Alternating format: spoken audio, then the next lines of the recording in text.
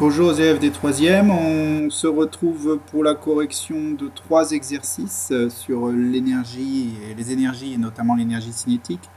Donc à savoir le 10 page 260, le 11 page 250 et le QCM page 239. On va corriger ça rapidement. Donc dans le 10 page 260. Un scooter et son conducteur de masse totale de 150 kg roule à 60 km/h. Un cycliste avec son vélo a une masse totale de 90 kg et il roule à 80 km/h dans une descente. Déterminer qui possède le plus d'énergie cinétique. Donc on va calculer l'énergie cinétique d'abord pour le scooter et son passager bien sûr.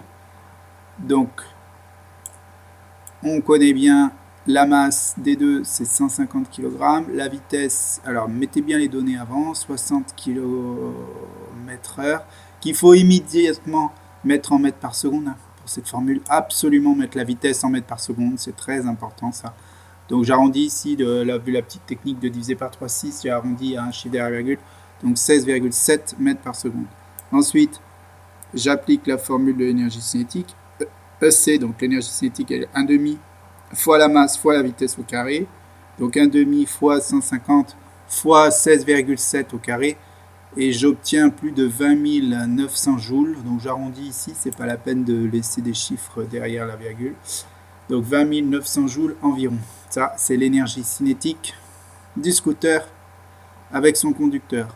On fait la même chose pour le vélo et le cycliste. Donc on va calculer l'énergie cinétique. Donc eux, ils ont une masse totale, ils sont plus légers, 90 kg. La vitesse, ils vont plus vite par contre, ils vont à 80 km/h dans la descente. Je divise par 3,6 pour avoir la vitesse en mètres par seconde, donc 22,2 mètres par seconde. Et j'utilise la formule de l'énergie cinétique, EC égale 1 demi de mv2, donc c'est l'énergie car un objet en mouvement. Masse 90, vitesse 22,2, j'oublie pas de le mettre au carré, un V carré, très important. Et j'obtiens plus de 22 200 joules environ. Je crois que ça donne un peu moins, mais j'arrondis ici à 22 200. Je conclus. Eh bien, le cycliste a un petit peu plus d'énergie que le scooter avec le conducteur. Bon, c'est normal parce qu'il va sensiblement plus vite, 80 km/h par rapport à 60 km/h. Et une petite différence de vitesse augmente considérablement l'énergie cinétique. Voilà pour cet exercice. Exercice suivant, donc le 11, page 250. Donc on a le schéma ici d'une lampe qui va être notre objet ici qui va convertir l'énergie. Donc il faut recopier le schéma rapidement en complétant par lumineuse, électrique et thermique au bon endroit. Bon, ici c'était assez facile. On l'a fait cet exemple dans le cours.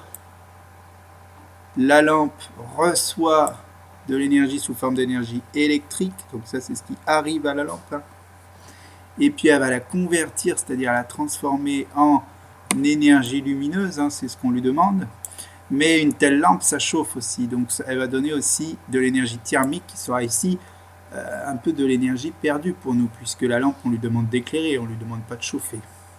Donc là, je répète, la lampe reçoit de l'énergie électrique, elle a converti en deux autres formes d'énergie, énergie lumineuse et énergie thermique. Voilà pour cet exercice. On passe au QCM.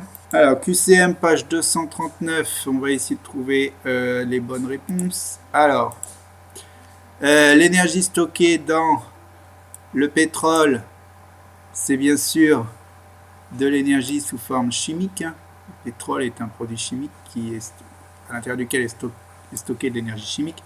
C'est qu'on peut brûler ce pétrole, faire des réactions chimiques, et là il pourra libérer l'énergie sous forme de chaleur et de lumière par exemple. Le soleil, lui, alors il émet quelle forme d'énergie? Bon, le soleil, lui, il émet de l'énergie lumineuse, ça c'est sûr. Une source d'énergie non renouvelable est une source qui? Alors la non renouvelable ne peut pas se renouveler à l'échelle d'une vie humaine. Par exemple, les réserves de pétrole ont mis des millions d'années à se former. Quand ça sera épuisé, on n'en aura plus. C'est une énergie non renouvelable. Le vent, lui, est une source par contre d'énergie renouvelable.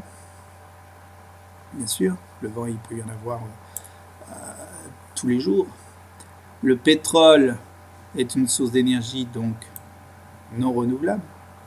Ok, ça c'est facile, vous avez déjà vu ça en techno, peut-être même en géographie et en SVT.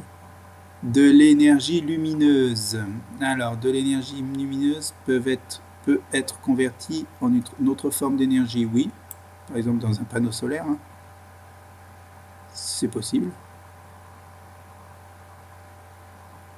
Et de l'énergie lumineuse peut se transférer d'un objet à un autre. Alors, le B, non. Le C, oui, puisque la lumière peut traverser différents objets, notamment transparents. Il est possible de convertir de l'énergie émise par le soleil en énergie électrique avec les panneaux solaires, bien sûr, qui vont récupérer l'énergie lumineuse pour la convertir en énergie électrique. Quel montage permet de vérifier que le panneau photovoltaïque fonctionne correctement? Alors, si c'est un générateur, hein, s'il fonctionne correctement, donc il devrait être capable d'allumer la lampe. Alors moi, je mettrai aussi le A, puisque si la résistance se met à chauffer, c'est probable qu'il y a un courant électrique qui la traverse. Hein. Après, le A, c'est un peu discutable, puisque la chaleur, on ne la voit pas forcément sur la résistance. Il faut toucher, bien sûr, ou avoir un thermomètre. Un panneau photovoltaïque fonctionne. Il fonctionne s'il est éclairé par une lampe de bureau, hein, quelle que soit la lumière, et puis bien sûr, surtout s'il est éclairé par le soleil. Voilà pour ce petit rappel sur quelques formes d'énergie.